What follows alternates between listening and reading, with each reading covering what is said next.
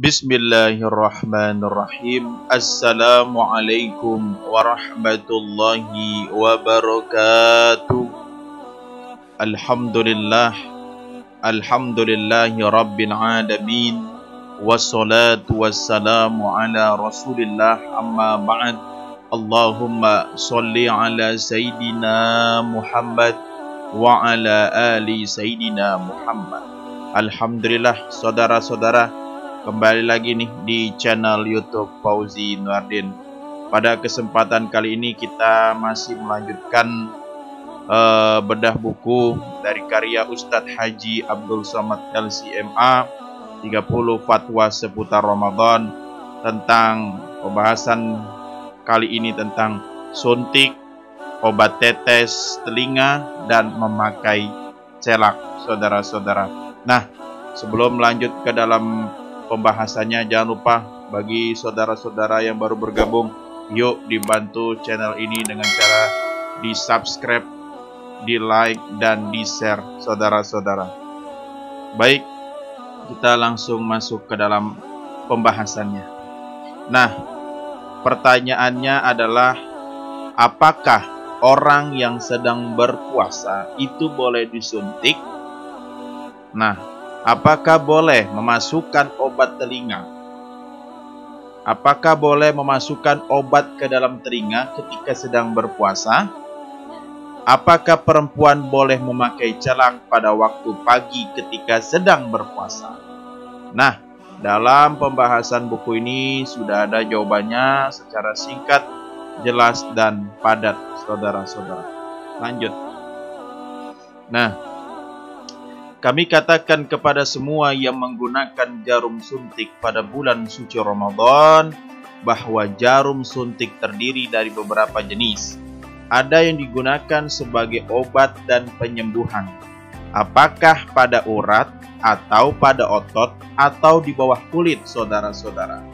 Tidak ada perbedaan pendapat dalam masalah ini karena tidak sampai ke perut dan tidak memberikan makanan.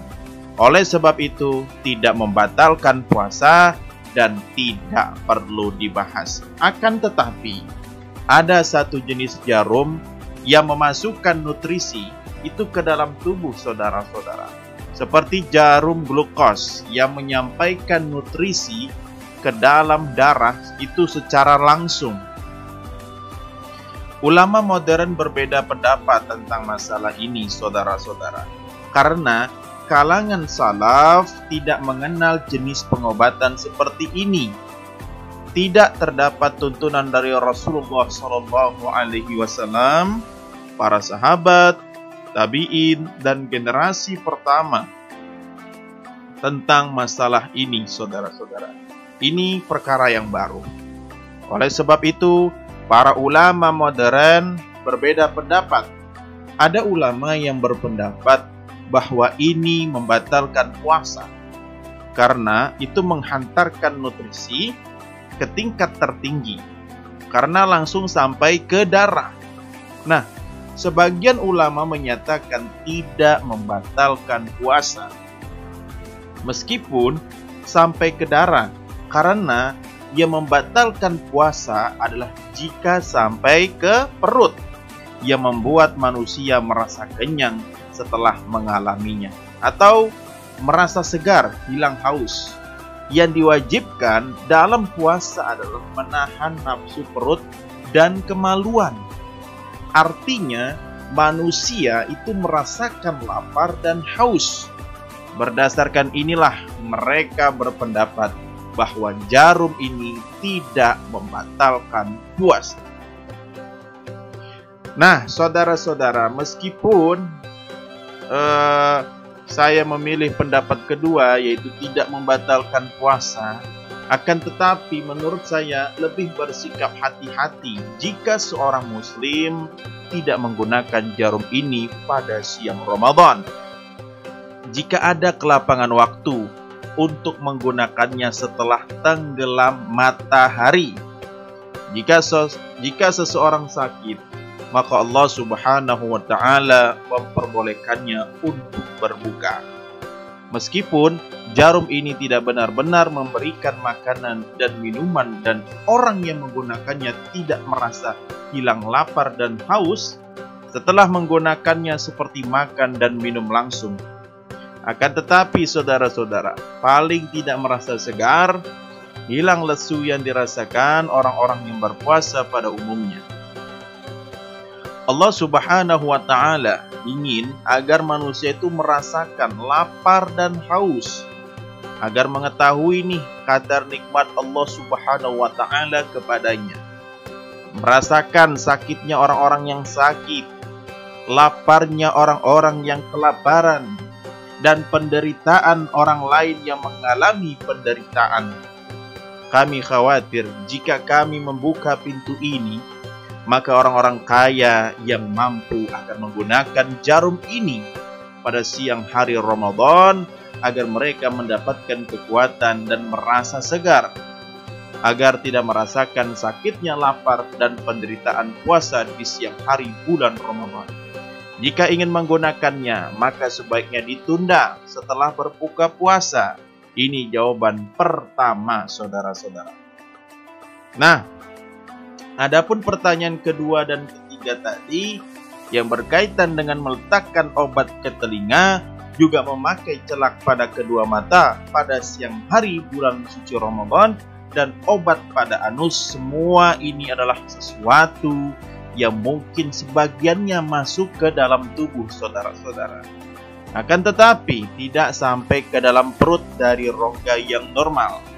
Rongga masuknya makanan ke dalam perut. Oleh sebab itu tidak disebut memberikan makanan, dan orang yang mengalaminya tidak merasa segar setelah merasakannya. Nah, para ulama zaman dahulu dan ulama modern itu berbeda pendapat dalam masalah ini, saudara-saudara. Antara yang sangat ketat dan yang longgar. Ada ulama yang menyatakan bahwa semua ini membatalkan puasa. Sebagian ulama berpendapat bahwa rongga-rongga ini bukanlah rongga yang normal, tempat masuknya makanan ke dalam perut, oleh sebab itu tidak membatalkan puasa. Saya berpendapat bahwa penggunaan celak, tetes mata, obat tetes telinga, obat pada anus bagi penderita wasir dan sejenisnya, menurut saya semua ini tidak membatalkan puasa. Pendapat yang saya fatwakan ini adalah pendapat yang dipilih oleh Syekhul Islam Ibnu Taimiyah dalam Majmu' Fatawa Ibnu Taimiyah. Beliau menyebutkan perbedaan pendapat di kalangan ulama dalam masalah ini, saudara-saudara. Kemudian beliau berkata, menurut pendapat yang kuat, semua itu tidak membatalkan puasa. Karena ibadah puasa dari ajaran Islam yang perlu diketahui seluruh umat manusia. Jika perkara ini diharamkan Allah dan Rasul-Nya dalam ibadah puasa dan merusak ibadah puasa, pastilah Rasulullah SAW wajib menjelaskannya. Andai Rasulullah SAW menyebutkannya, pastilah diketahui para sahabat dan mereka sampaikan kepada umat sebagaimana mereka telah menyampaikan semua syariat Allah Subhanahu wa Ta'ala. Karena tidak seorang pun ulama meriwayatkan dari mereka tentang masalah ini. Tidak ada hadis sahih maupun dhaif, musnad maupun mursal, maka dapat diketahui bahwa Rasulullah SAW tidak menyebutkan masalah ini walaupun sedikit. Hadis yang diriwayatkan tentang celak adalah hadis dhaif, saudara-saudara. Yahya bin Ma'in berkata hadis mungkar.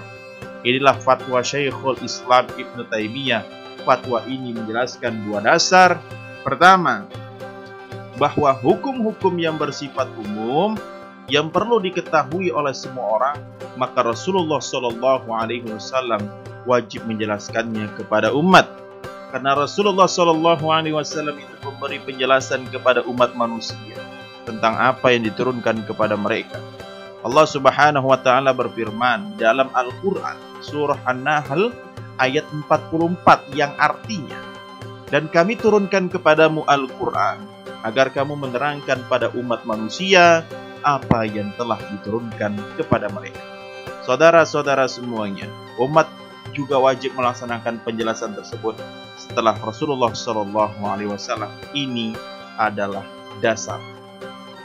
Dasar kedua, bahwa memakai celak, obat tetes telinga, dan sejenisnya terus digunakan oleh manusia sejak lama, termasuk kategori perkara yang bersifat umum.